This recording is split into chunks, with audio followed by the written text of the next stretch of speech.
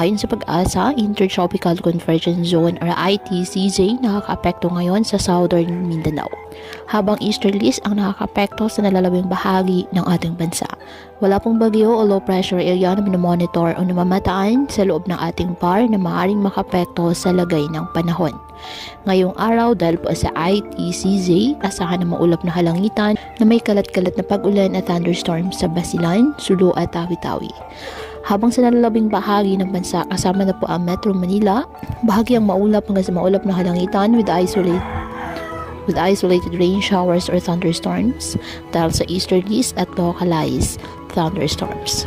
Sige, patuloy pa rin po natin na pinag-iingat ang ating mga kababayan sa banta pa rin po ng mga pagbaha at pagkuko ng lupa, lalo na kapag may malalakas na ulan, at ugaliin na magdala palagi ng payong o kahit anong pananggas sa ulan o di kayo po ay sa init ng araw kapag lalabas ng ating mga tahanan. At yan po muna ang update sa lagay ng panahon ngayong araw. Muli ipatuloy po tayo na mag-ingat at palaging tandaan, God loves you. Stay safe and God